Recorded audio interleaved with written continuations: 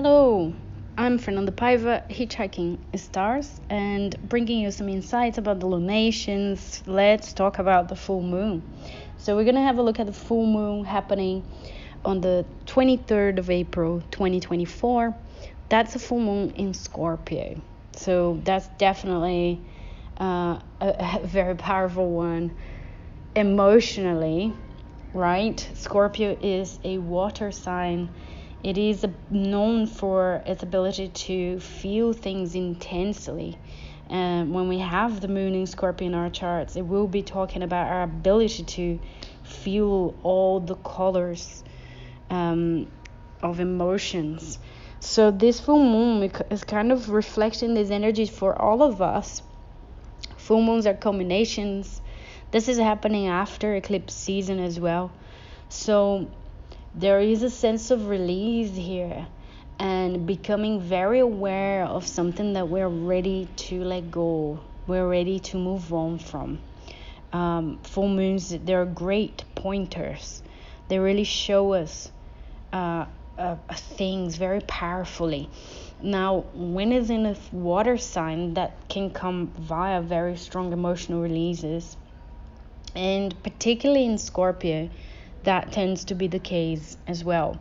And then obviously that is happening at 4 degrees Scorpio. So if you have anything at 4 degrees Scorpio in your chart, your ascendant, your sun, your Venus, then this full moon will be very personal for you. It will be the tendencies to have these emotions very much attached to something in your life right now, and to feel this more intensely. So this full moon also, when I look at the chart as I'm looking at it right now, there's definitely a kind of a double whammy that's going on, and I think that speaks for this sense of intensity. So we have the moon at 4 Scorpio and the sun at 4 Taurus, and they're both forming a 90 degrees, or what we call a square, to Pluto. So Pluto is the modern ruler of Scorpio, and it does represent a lot of the themes of Scorpio. Pluto in our charts, we're talking about what our obsessions, our compulsions, our intensity, or what area of life we feel very intensely about. So Pluto in square to the full moon is definitely representing this sense of double intensity and getting in touch with a lot of things that have been buried as well. What's being under the surface, what we weren't really tending to, or what we were hiding from ourselves or from others, or what other people have been hiding as well from us, it suddenly comes up and we become acquainted with. So this could be the theme of this full moon. But from the bigger picture, the idea of getting in touch with something that's being hidden is for releasing it, but not only releasing it, transmuting it. All of this energy and libido is hidden somewhere and is occupying a space, is taking up space in your psyche, in your soul, in your life. If this full moon will reflect a release of a person, of a relationship that doesn't work for you anymore, that's taking space. So what Pluto does when we're having a Pluto transit, for example, to a planet, a personal planet in our charts, is a sense of transmutation by releasing something. There's a big sense of detox that we have to go through so we can release something, so we can transmute. We can use that powerful energy in a new way. We don't need to be suppressing certain childhood things, or we don't need to be feeding certain views anymore, or feeding a connection that doesn't work, that doesn't elevate us, or that doesn't make sense in our lives anymore. We're ready to move on from that, to use that energy that we were using to dedicate to that relationship, for example, to something new, to a new project, to a new person, or to ourselves, even as an individual, to focus on our own needs. So it definitely, the sense of intensity that this full moon is bringing is a blessing in disguise, because it really is showing us that we can move on from something, that we're ready to heal from something and to transform something, to recycle something, to use this energy in a more empowering way. Power and empowerment is a big one for Scorpio as well, and for Pluto as well. So it's very much in alignment with the image of the Sabian symbol for this full moon as well. So the Sabian symbol for 4 degrees Scorpio is a massive rocky shore resists the pounding of the sea. So a massive rocky shore resists the pounding of the sea. So with this image, which I think is tremendously Scorpionic, with this image we have the sense of relentless resistance. Now the question is, are we being resilient and going through challenges and becoming stronger and building resilience and becoming a better individual through, healing the shadows and going through certain challenges and becoming a better person by facing it, by going through it, not around it, right? So is this resistance the building of healthy resilience? Or is this resistance stubbornness? And we're just really attached to something that's unhealthy, that should be long gone, that's coming from obsessive compulsions, and a dark side of the attachment. Is that stubbornness? Can we dare to open our hands and let it go now with whatever situation happens around this full moon? Because remember, full moons are combinations, but they're revelations as well. They really show us something. So when we have very, very intense feelings around the full moon, it's really important to observe them and to see what these feelings are trying to tell you. And in this case, even more so, because it's in Scorpio. It could really be pointing at something very major.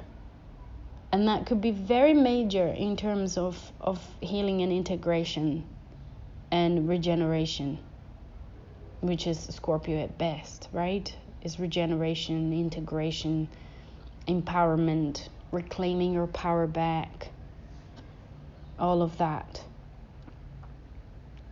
So we need to beware if we're being stubborn or resilient, which is what this image is really showing us here as well.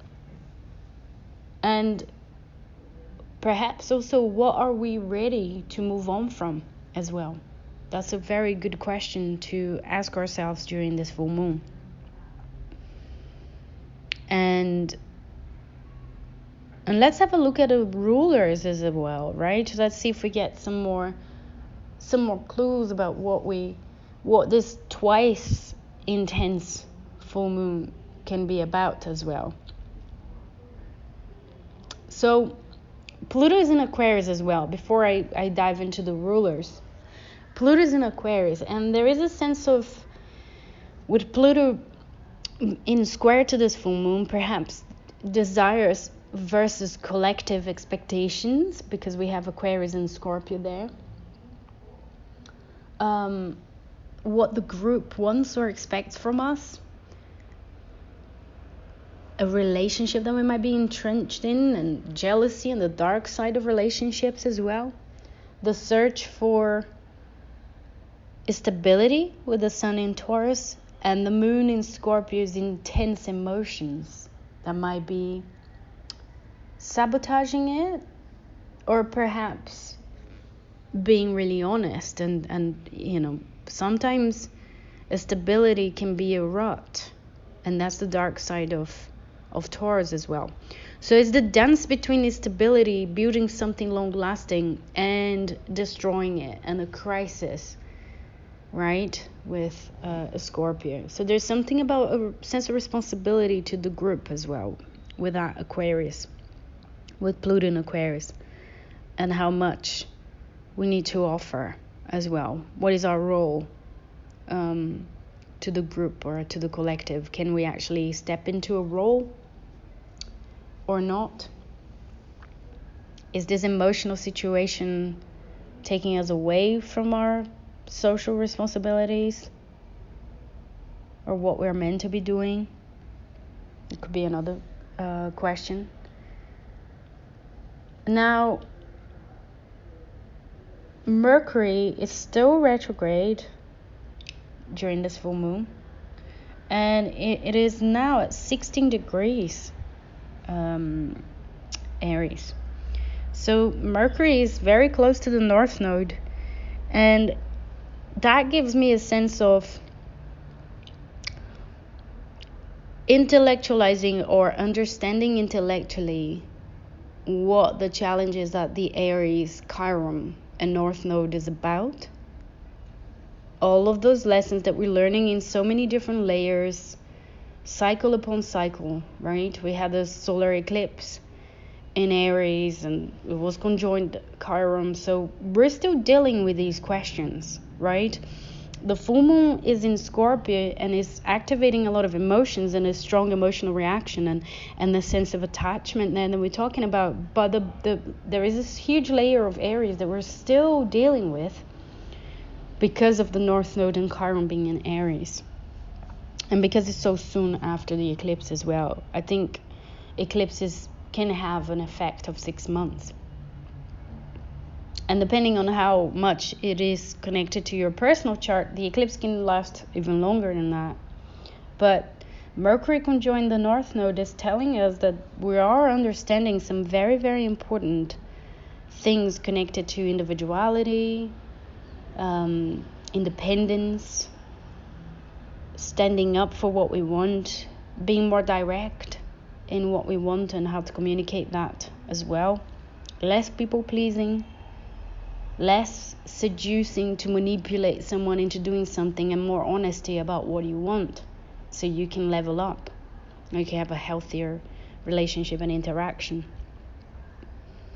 And the rulers of the moon and the sun are the rulers of the North Node and the South Node as well, because the moon is in Scorpio, which is ruled traditionally by Mars, and Aries is also ruled by Mars. And the South Node in Libra and the Sun in Taurus is ruled by Venus. Now, Venus is still conjoined to Chiron. So, again, we're still dealing with the Chironic wounds, the Aries wounds. So, perhaps fueling a lot of the emotions that you might release during this full moon is a wound in the sense of individuality and independence. So, something to be really paying attention to. Mars is in Pisces, so the ruler of the moon is in Pisces. It's not too far from Neptune as well. So it's like, how much are we merging here in the situation? And how much are we being able to express or allow another person to express their individuality? Those are very important questions here. Remember, whatever intensity this full moon might bring, the best policy is to not act out, is to sit with the discomfort and use this trigger to see what's going on inside you, to really assess what's going on in your life, where you're at in that area, whatever that full moon is falling in your chart. All right, so that's it. I am wishing you a wonderful full moon, a very empowering full moon, even if it might be a little challenging at times. And don't forget, this too shall pass. So use this energy to empower yourself, to become more aware of your inner life and your emotions and what's important to let go of at this stage in your life. All right? Take care. Have a wonderful full moon, and I will speak to you all soon. Bye-bye.